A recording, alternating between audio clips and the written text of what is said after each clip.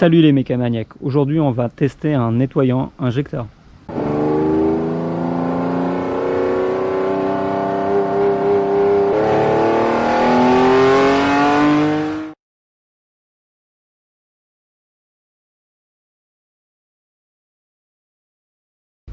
Pour le test, j'ai choisi un nettoyant injecteur de la marque Liquimoli. J'ai choisi cette marque parce qu'elle a de très bons retours sur internet. J'ai eu pas mal de tests là-dessus. Les résultats sont plutôt probants. C'est un produit que j'ai acheté de ma poche. Personne ne m'a demandé de tester ça particulièrement. Donc là, on est sur la gamme Pro. C'est franchement pas évident de se retrouver parmi toutes les références qu'il y a. Donc, voilà ce qu'on peut voir sur le produit. Et ce qu'il faut surtout regarder si vous commandez, c'est la référence en bas. Ça, c'est le 5154. Celui-là, normalement, il est prévu pour être utilisé en direct, c'est-à-dire on ne le met pas dans le réservoir, on le connecte direct à la rampe d'injection. Donc celui-là, moi, je l'avais déjà utilisé une fois précédente sur un autre véhicule. Et là, on a le 5156 qui est normalement prévu pour se mettre directement dans le réservoir. Donc malheureusement, moi je me suis planté. Je voulais acheter le 5154 et j'ai commandé le 5156. J'ai essayé de chercher un petit peu les différences qu'il peut y avoir si je peux l'utiliser en direct, mais j'ai rien trouvé. Donc moi je vais prendre le risque de l'utiliser en injection directe. Vous, si vous voulez le tester, le 51-56, je vous conseille de le mettre comme ils disent dans le réservoir. Ça traite jusqu'à 70 litres de carburant. Et si vous voulez utiliser un produit en injection directe comme on va le faire ici, je vous conseille de prendre le 51-54. Donc sur ce véhicule, on a manifestement un problème d'injecteur. J'ai déjà fait un petit peu le tour des autres choses qui pourraient être en cause. Donc, j'ai fait la base, filtre à air, vidange, nettoyage vanogère, nettoyage du capteur de turbo. J'ai vérifié les papillons swirl, si la barre était bien connectée, tout ça. Enfin, elle était déconnectée, mais je l'ai reconnectée, ça tient pour le moment. J'ai vérifié les corrections des injecteurs par la suite et on a de fortes corrections de carburant sur les injecteurs 4 et 5. Donc je vais vous faire voir ce que ça donne niveau fonctionnement du moteur au démarrage à froid et je vais vous faire voir les corrections.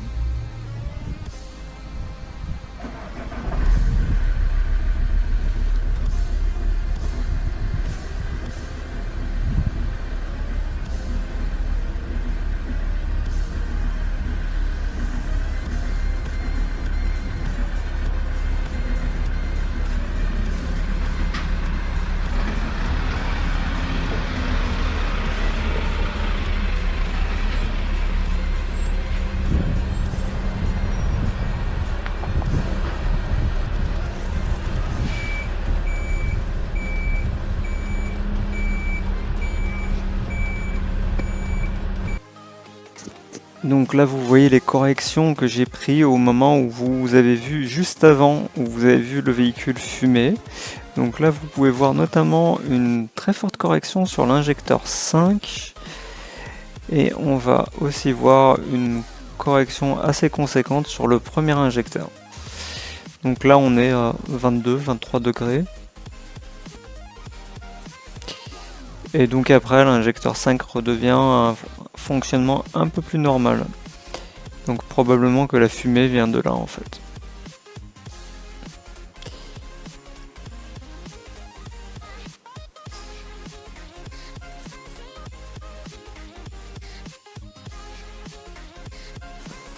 Actuellement à l'écran vous voyez les corrections à chaud. Donc on est presque à 95 degrés.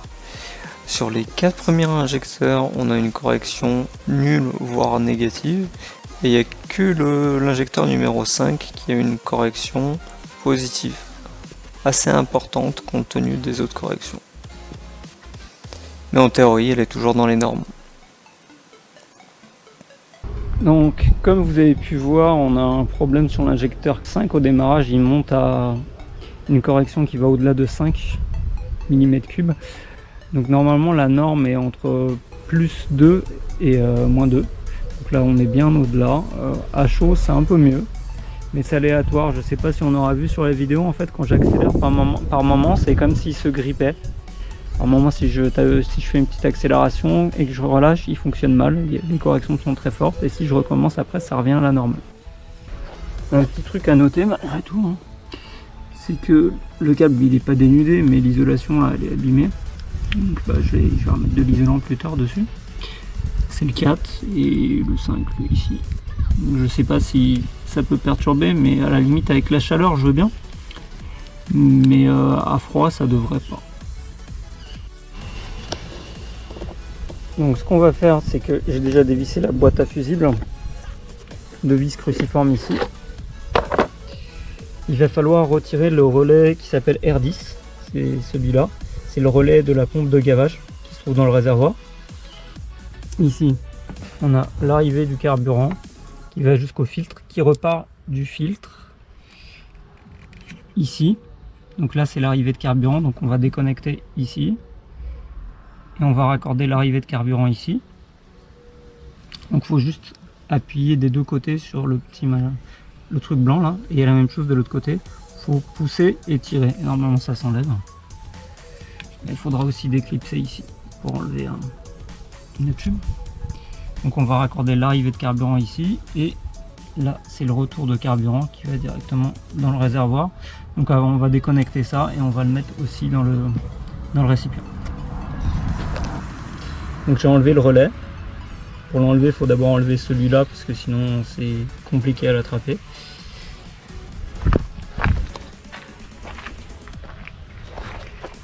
Ça on n'en aura pas besoin. Alors, on a l'arrivée de carburant ici. J'ai mis un petit filtre et je vous conseille vivement d'en mettre un parce que si jamais le circuit est nettoyé, qu'il y a des merdes qui reviennent, que ça reparte pas dans l'injection. Un petit tube dans un récipient propre, sec, surtout pas d'eau dedans. Et puis là on a la durite de retour, celle-ci qui va aller dedans. Donc le produit il va tourner en boucle dans le moteur. Je pense que je vais mettre un petit peu de papier sur les bouts pour qu'ils se salissent pas et pour qu'il n'y en ait pas partout non plus. On prend le produit magique, ou pas d'ailleurs. Et puis...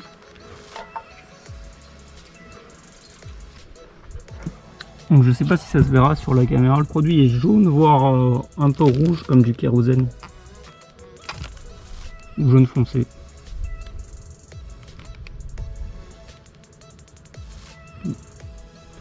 Bon, on va essayer de démarrer en espérant que ça aspire. Donc moi je vais essayer d'aller démarrer et vous surveillez que tout se passe bien ici.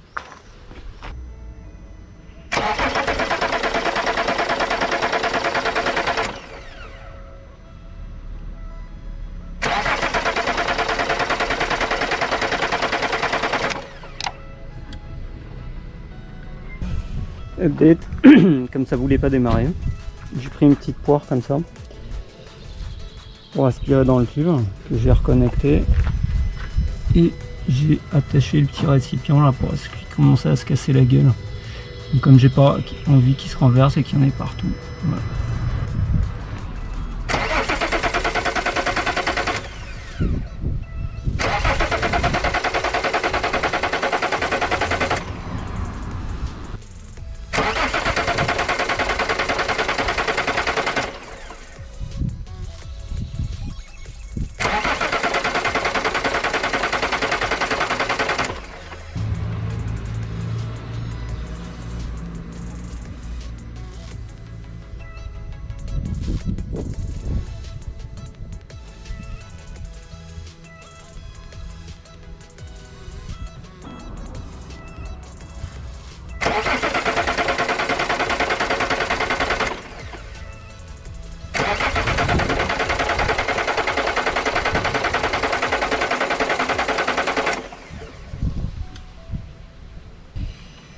Bon.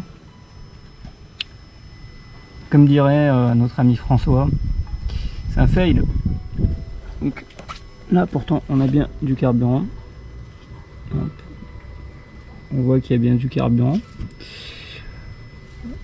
Mais ça démarre pas. Alors je sais pas si c'est parce que j'ai déconnecté la pompe et que ça déconnecte aussi autre chose, ou si cette pompe là peut pas aspirer toute seule, si elle a besoin de la pompe de gavage pour fonctionner. Donc si vous avez l'info, bah mettez-moi ça en commentaire. Moi ce que je vais faire, c'est plan B, c'est je vais mettre ça directement dans le filtre à gasoil. Je vais prendre un nouveau filtre à gasoil et je vais le remplir avec le nettoyeur. Comme je n'ai pas réussi à démarrer tout à l'heure, bah, je vais mettre directement le produit dans le filtre à carburant. Donc j'ai pris un petit entonnoir, un petit tube à carburant, et puis on va le remplir comme ça.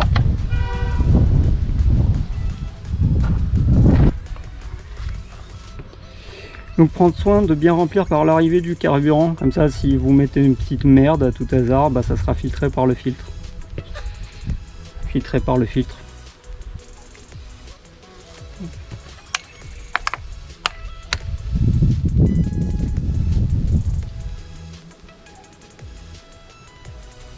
Bon, le filtre est rempli, ça m'a pris un bon petit moment à le remplir. J'ai dévissé la petite purge ici, ça descendait vraiment très doucement. Malgré que j'ai ouvert la purge d'air, parce que ça c'est une purge d'air, que j'utilise jamais d'ailleurs, ça descendait très doucement. Mais bon, j'ai réussi à mettre l'intégralité du liquide qui me restait. Donc plus qu'à remonter ça sur la voiture. Donc j'ai remonté le filtre à gasoil avec le produit nettoyant injecteur. C'est une méthode très simple, je pense que vous pouvez tous faire ça. Le défaut de cette méthode, c'est que le carburant, le retour de carburant des injecteurs, il part directement dans le réservoir. Donc ce qui fait qu'on aura un moindre nettoyage que si on avait fait tourner le produit en boucle. L'autre désavantage, c'est que le produit en principe, il ne faut pas rouler avec quand il est utilisé pur comme ça. Donc là, on ne saura pas quand est-ce qu'on aura fini d'utiliser le produit et que le gasoil l'aura remplacé. Donc moi là j'ai rempli le filtre. Normalement ça devrait démarrer directement.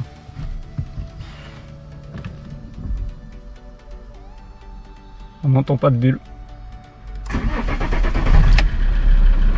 Voilà. Bon, ça fait 40 minutes que ça tourne. J'ai fait quelques petites accélérations pour l'instant. Objectivement parlant, j'ai regardé les corrections, donc là je vais vous afficher ça.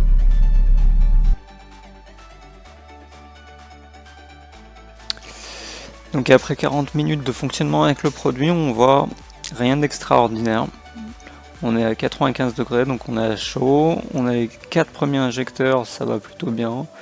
Et les 5e qui va toujours beaucoup moins bien.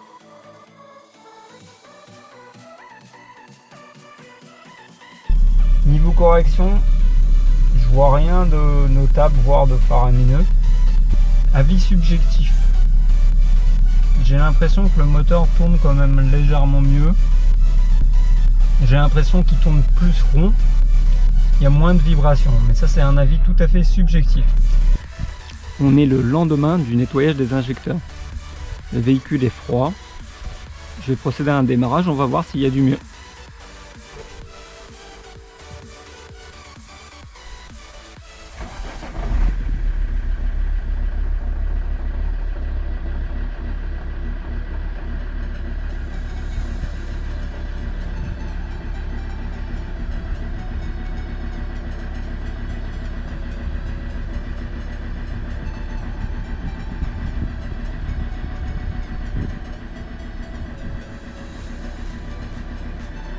Bon bah ça paraît quand même bien mieux.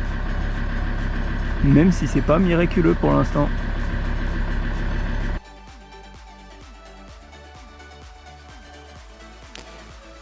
Donc nouvelle prise de mesure pendant le démarrage que vous venez de voir.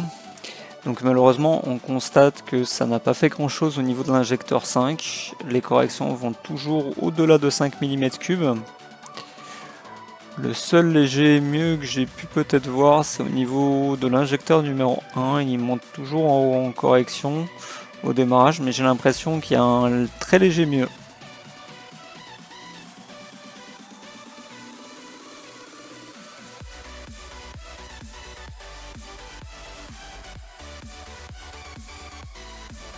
L'heure est venue de faire une conclusion à ce test. Alors, d'abord, revenons un petit peu sur le test en lui-même. Donc, on a certes utilisé le Liquimoly 5156 à la place du 5154. Cependant, le 5156 est prévu pour aller dans le réservoir et être dilué dans 70 litres de carburant. Donc on peut facilement supposer qu'il doit être suffisamment concentré pour faire effet quand on l'applique pur. Malheureusement, je n'ai pas réussi à faire le test en faisant tourner le produit pur en boucle. J'ai donc été obligé de le mettre dans le filtre. Il faut savoir que le fabricant du produit recommande aussi cette méthode pour utiliser son produit. Et puis même si une partie du produit retourne dans le réservoir, après être passée dans l'injection, elle sera mélangée au carburant et devrait tout de même faire effet comme si on l'avait appliqué avec les instructions qui étaient marquées sur l'emballage. Pour les plus détracteurs d'entre vous, j'ai déjà utilisé le Liquimoly 5154 pur en le mettant dans le filtre de la même manière que je l'ai fait ici, sur un véhicule qui n'avait pas de problème particulier, mais je n'ai rien constaté de particulier ou de vraiment notable au niveau des corrections de l'injection. Donc suite au test, j'ai effectué environ 300 km et j'ai essayé de passer le véhicule au contrôle technique. Malheureusement, j'ai été recalé pour pollution excessive. Et autant vous dire, c'est pas faute de bonne volonté que du contrôleur. Il a essayé de faire le test au moins 10 ou 12 fois, la voiture était pas loin de passer, mais elle n'est pas passée. Cela dit, personnellement, même si je voulais qu'elle passe, j'aurais trouvé tout de même que c'était un scandale s'il était passé. Dans la mesure où quand on accélère assez fort, on a un joli nuage de fumée noire. Je vous mets à l'écran les corrections à chaud, après avoir fait le nettoyage et après avoir roulé. Ce qu'on peut voir, c'est que sur les 4 premiers injecteurs, les corrections sont beaucoup plus homogènes qu'avant. Il n'y a pas un effet énorme, mais elles sont malgré tout beaucoup plus homogènes.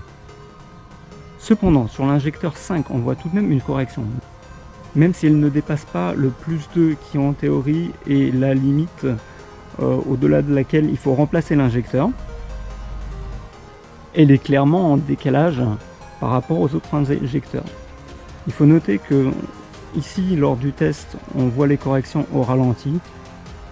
Quand on est à 4000 tours, ça peut tout à fait être autre chose.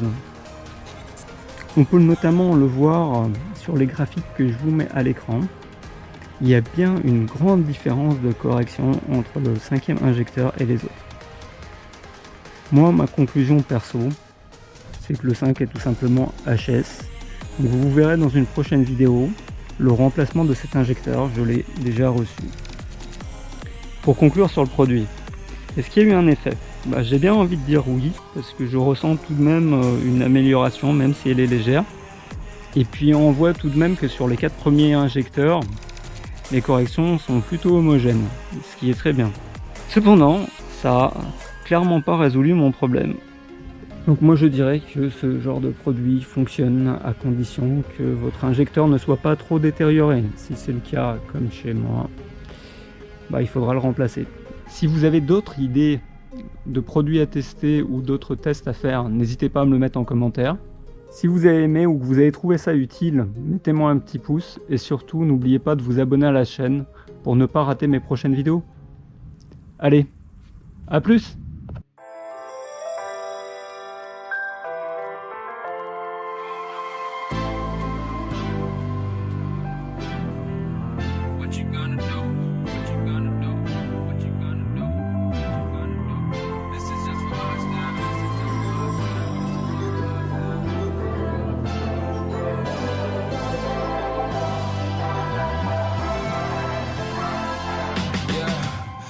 Never ever find the right words.